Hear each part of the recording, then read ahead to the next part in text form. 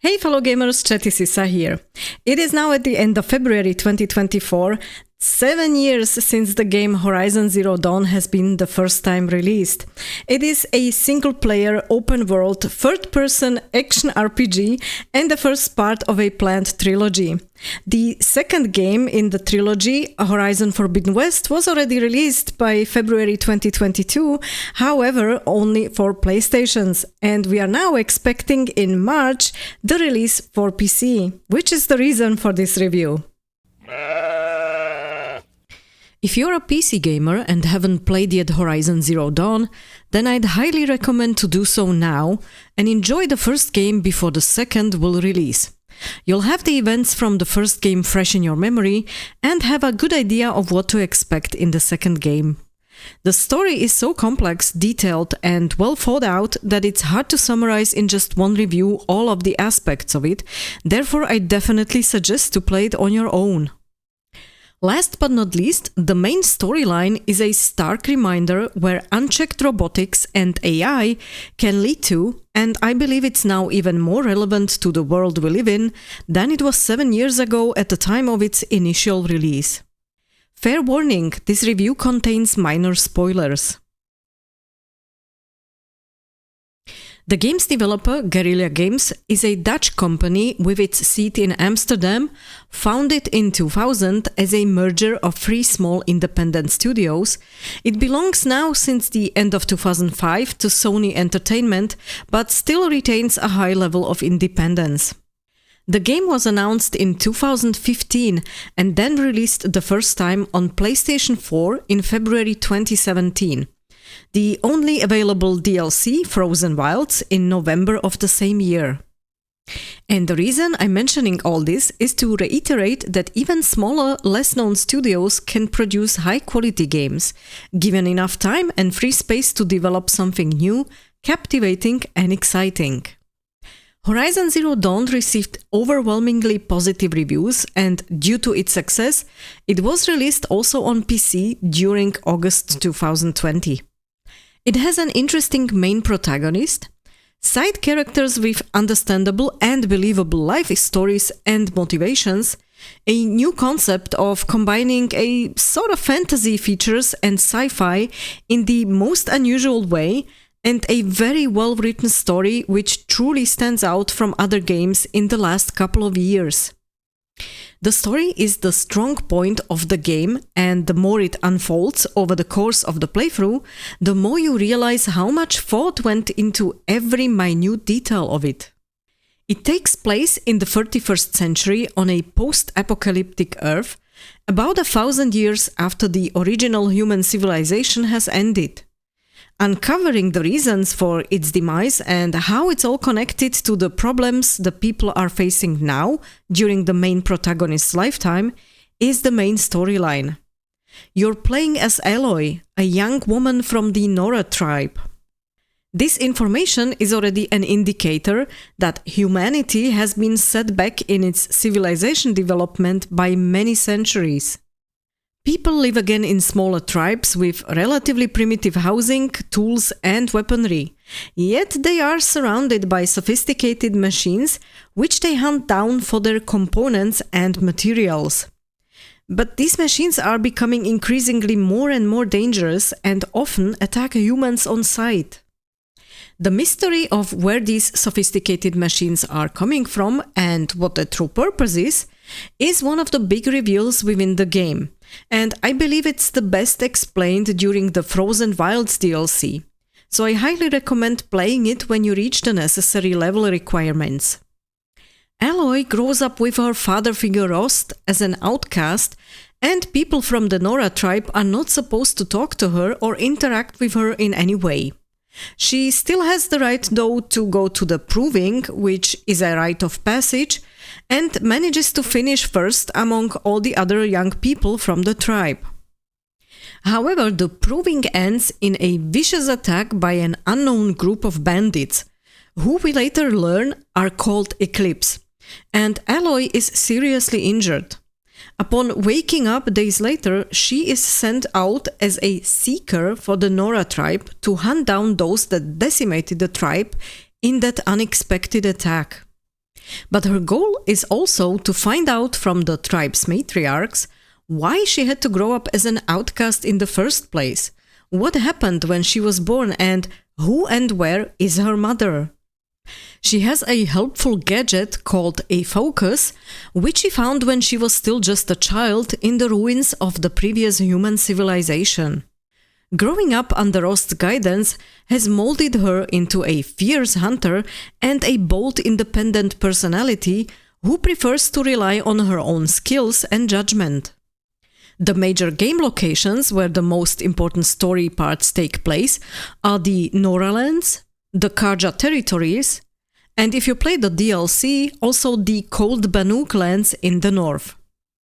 Aloy has to travel from her home to far-off Meridian, the capital of the Karja tribe, revealing along the way not just information about her origins, but also connecting the dots about humanity's past 1,000 years ago, and helping her understand the threat that they are all now facing in this new world.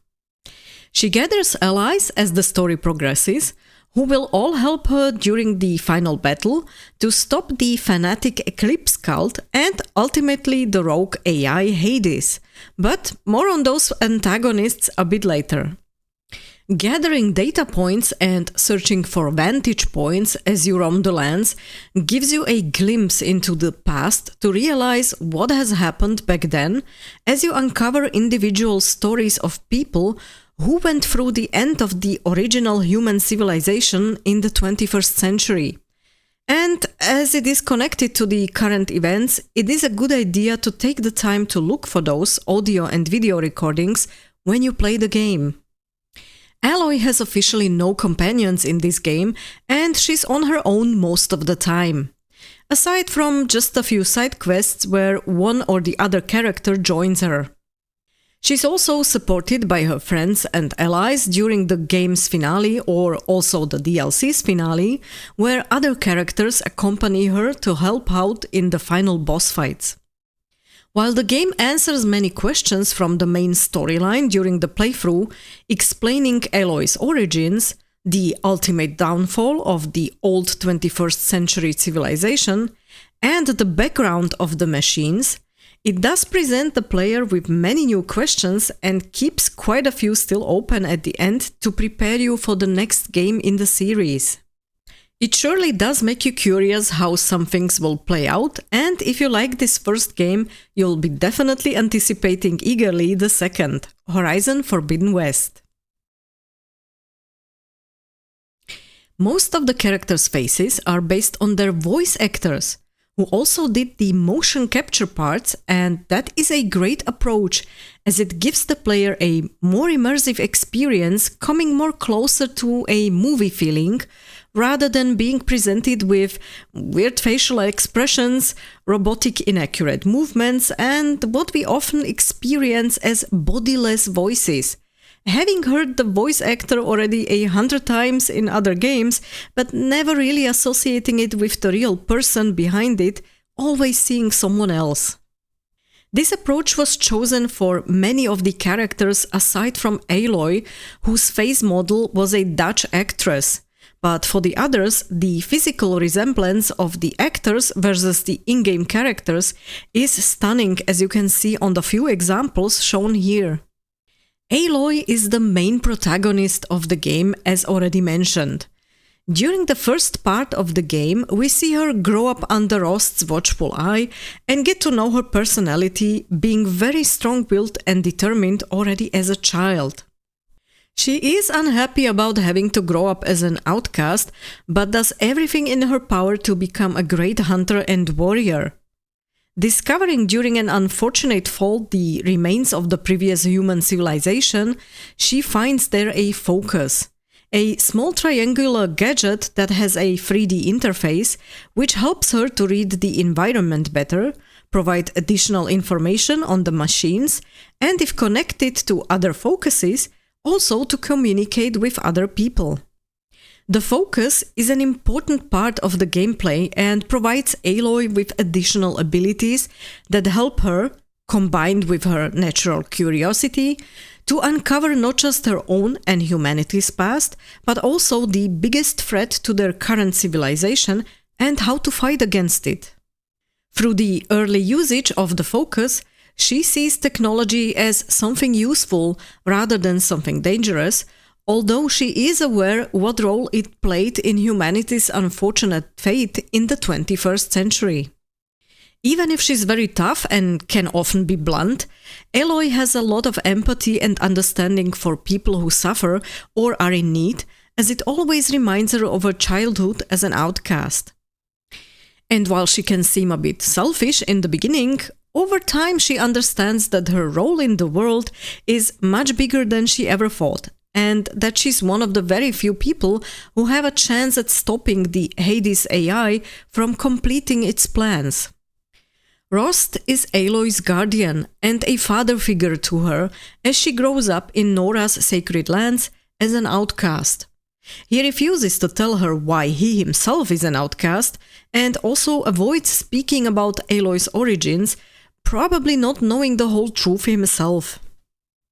Upon Aloy's persistent questions, he tells her that she can get this information from the matriarchs, provided she not just takes part in the proving, but is the first that year and actually wins it.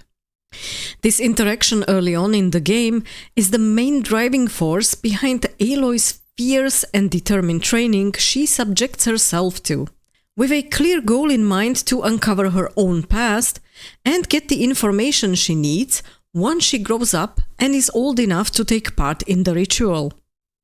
Rost does not teach her only the elementary hunting skills and techniques, but serves as her moral guide and instills strong ethics and wisdom in Aloy that will later on make her a very respectable character as an adult.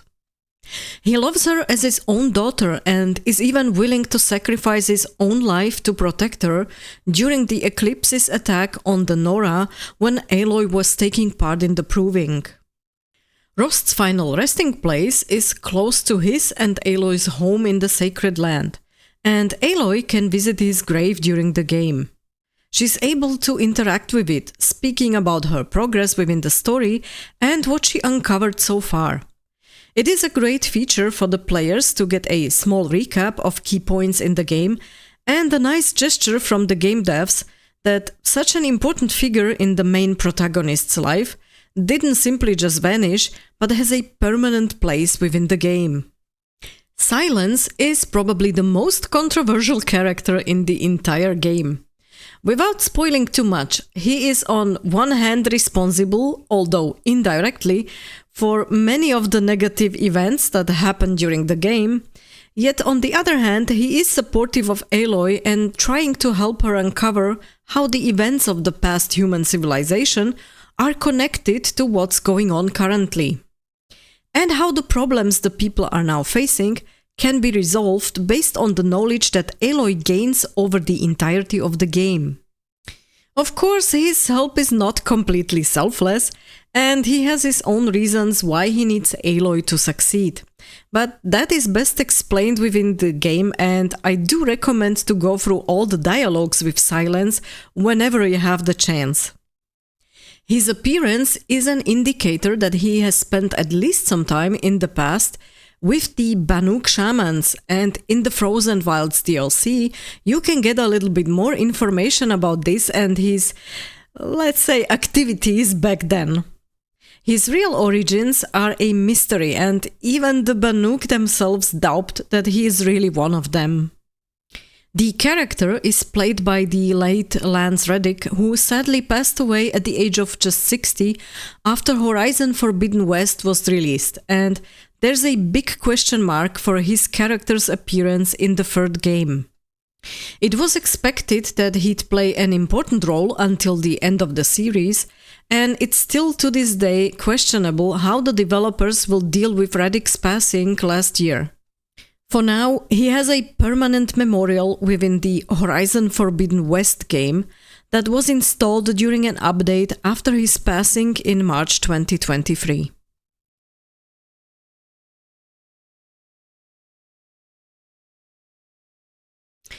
Erend is originally from the Oseram tribe, although he lives at the start of the game together with his sister in Meridian, the capital of the Karja, and is part of the King's Vanguard. Aloy meets him for the first time when he visits the Nora tribe, accompanying priests sent out by the Karja king on a diplomatic mission to reconnect with the Nora and apologize for the wrongdoings in the past.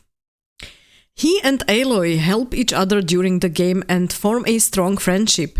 She helps him hunt down those responsible for his sister's death later on, and he helps Aloy in uncovering the truth about the eclipse and then in the game's final battle against the cult and the rogue AI Hades. Aaron's personality can be perceived as a bit arrogant in the beginning, and he definitely loves to drink.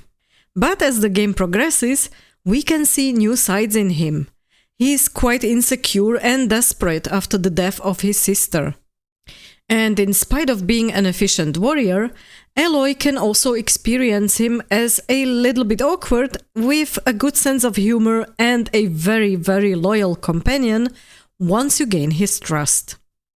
Varl. Aloy meets Varl early on in the game. He is part of the Nora tribe and son of the Nora's war chief, Sona. There are some amusing interactions later on in the game between him and his mother, but he can definitely stand on his own 2 feet and is a great fighter.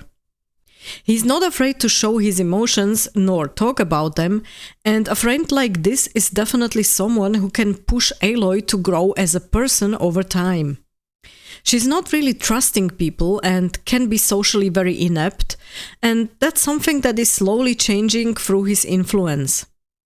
Their friendship starts due to the events of the Proving in the beginning of the game, where Aloy gets to briefly meet Varl's sister, who later dies unfortunately. As Aloy loses also Rost during the attack, they both bond over their losses with Varl and hunt down together those responsible for the attack. He is one of those loyal companions who also help Aloy during the game's final battle. Talana is an important side character in Horizon Zero Dawn, whom Aloy meets upon arrival in Meridian, the Karja capital. She is a very skilled member of the Hunter's Lodge and helps Aloy while being in the city. She provides Aloy with a better understanding of the previous Karja king and his bloodthirsty rule by talking about her own family history and what happened before the current king took over. They both hunt down together one of the most dangerous machines, and Aloy helps Talana to reach the highest position in the lodge. In return, Talana helps Aloy during the game's final battle, as many of the other loyal friends and companions. Personality-wise, they have both with Aloy a lot in common, being very determined, able to speak their mind openly, and having a strong moral code. Their dialogues are often sprinkled with sarcastic humor, but in a good way and not against each other. Talana shows great respect towards Aloy and forms a strong friendship with her over the course of the game. There's a plethora of interesting small side characters within the game, many of them very memorable due to their unique looks and personalities, a fantastic job by the game devs. Whether it's characters from the Nora tribe, the Karja or the Banuk from the Frozen Wilds DLC, you won't have a problem here to remember even some of the NPCs, unlike in so many other games these days. This is one of the things which are a testament of the writer's dedication to the whole story, to all that background information and the entire game's universe.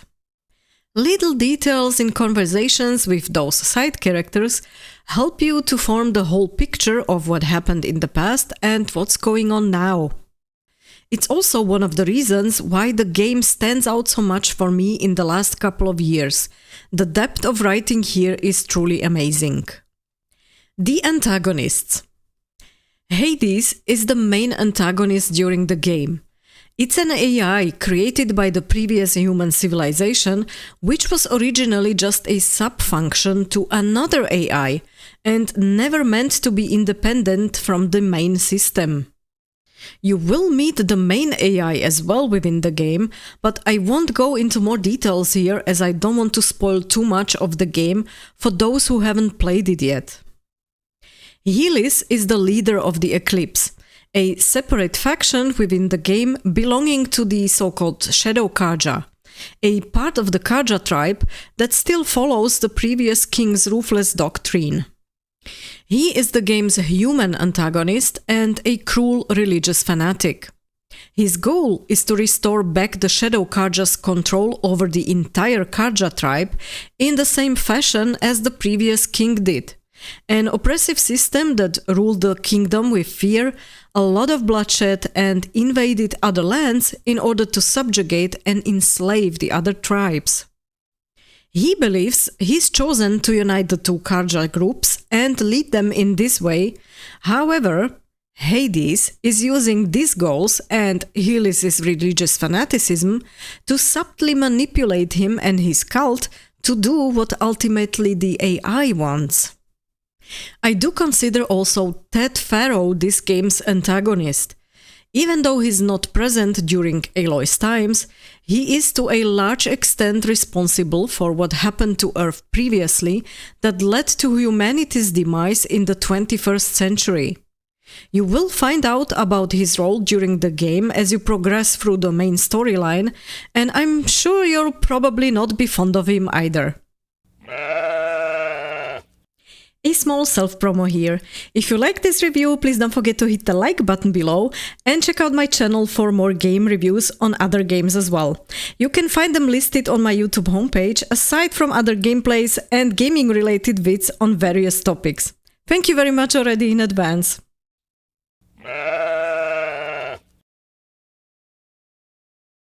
The machine components are highly valued in Aloy's world, and the more dangerous a machine is, from which the components come from, the more they are worth. The in-game world's economy is based on shards as currency. Those are also gathered from downed machines, and while the players may struggle at the start of the game to gain enough of them for good equipment and weapons, it gets a bit easier after the game's prologue and the first part. Aside from providing more in-depth information about the machines, there's another side perk of the Frozen Wilds DLC, which are the Banuk weapons. Those are generally considered the best in the game.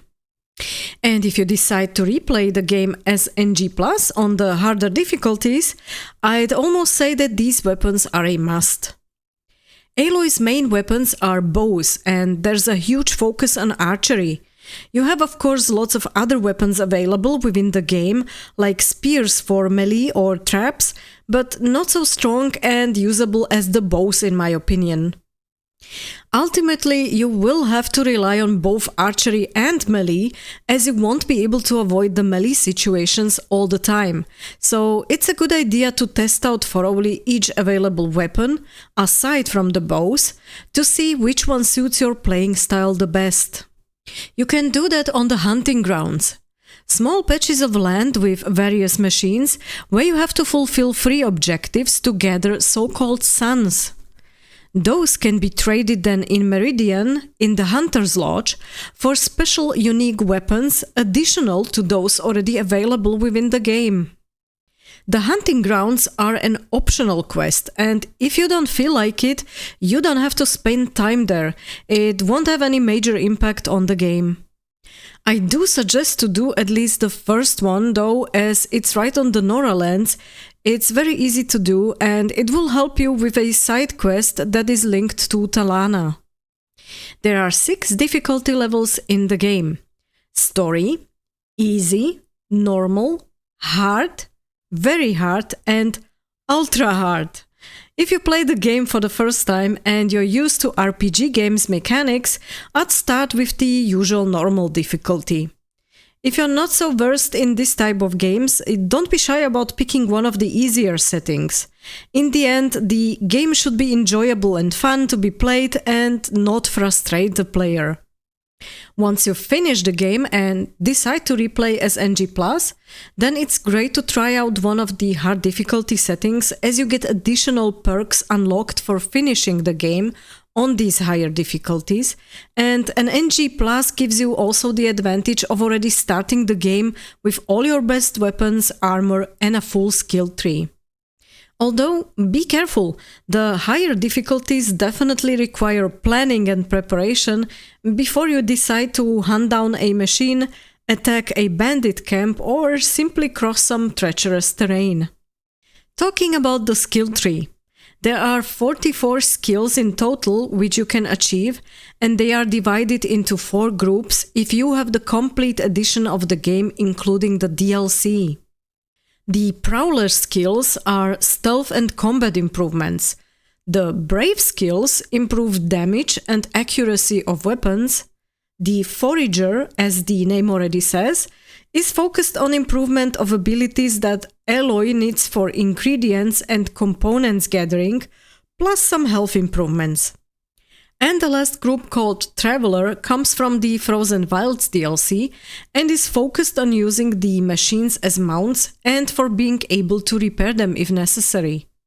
You can find online special guidelines on the skills and which ones to invest points into early on in the game, but I would definitely recommend at least the Silent Strike, Healer, Shard Salvager, and later in the game the Double Shot or Triple Shot.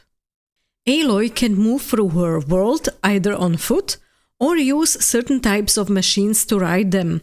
The Strider, for example, strongly resembles a horse and can be used as such to explore the vast open areas of the map. As we mention maps, it's important to say that you don't see the entire map fully from the start of the game. Larger parts can be uncovered by overriding the tall necks. Machines resembling giraffes, carrying antennas and radars on their heads.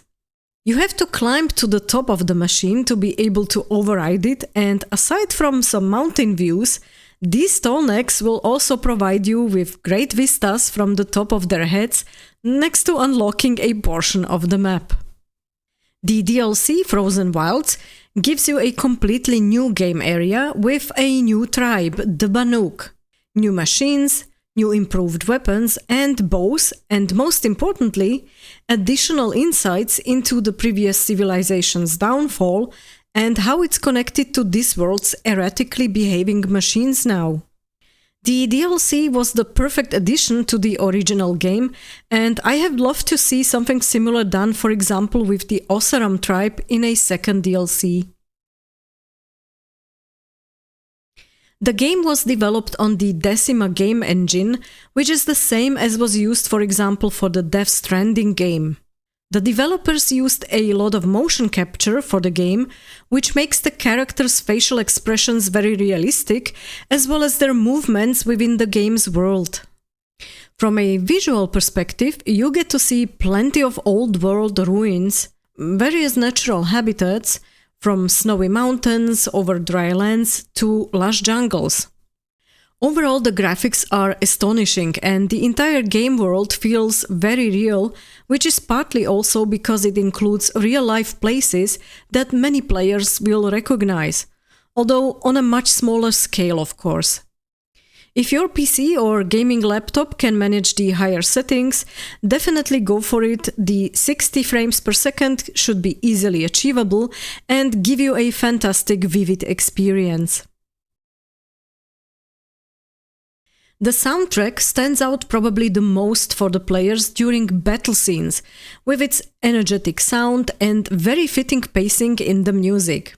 But for me it was most memorable in those moments when you just roam the lands with Aloy, make a stop and look around.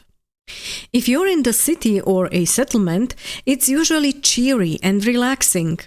But if you're out there in the vast open areas, the music evokes an eerie, melancholic feeling of a lost world. Something very hard to describe, and I suggest to take the time for a few minutes here and there just to pause and listen. 2 Dutch composers are responsible for the game's amazing soundtrack, and I apologize up front if I butcher the pronunciation of their names.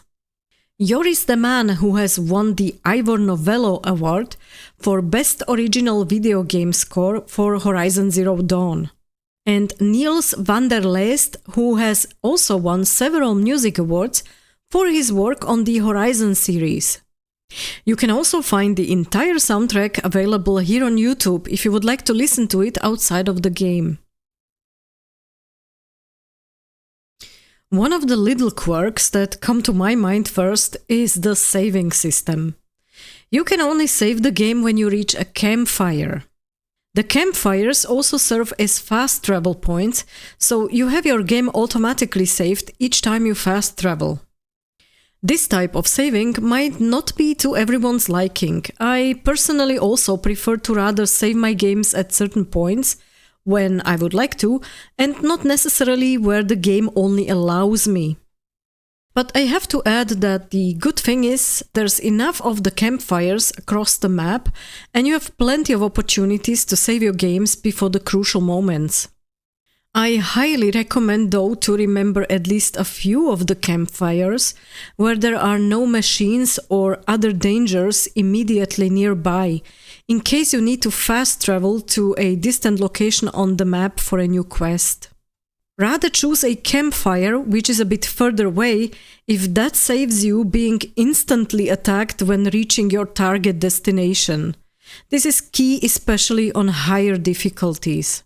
The machines don't hesitate to pounce on you the moment you appear next to some of the campfires. The size of your inventory is very limited, and even though you can increase your carry capacity through additional in-game features, it will still be full quite fast, which probably explains why the 10 times more inventory space mod available on the Nexus mods is amongst the most popular mods for this game. One of the downsides for me is the fact that it's not possible to upgrade more mod slots on Alloy's weapons and clothing. Most have just 3 available slots, and those are the highest levels, if we're not counting 4 slots on some items in an NG Plus game. So if you'd like to boost more of your specialized resistances, technically you'd have to change non-stop your attire to have the appropriate armor for each new fight. Therefore, most people just go with the Shield Weaver armor once they obtain it. It is considered to be the best in the game. You can forget sneaking around in this one as it's noisy, but on the other hand it gives you a lot of protection, so most surprise attacks won't seriously hurt Aloy and she'll have time then to react. I do have to say that it is also available very late in the game, so it's probably best if you are doing another playthrough on an NG+, and you can use then the Shield Weaver armor throughout your entire game. There's a lot of climbing in this game, which has a positive effect on the gameplay, as Aloy is able to find good vantage points as an archer and do a lot of damage without endangering herself. You should therefore be prepared for some heart-stopping moments if you're not fond of heights. Even though the game is in the RPG category, I'm not sure I'd call it truly an RPG.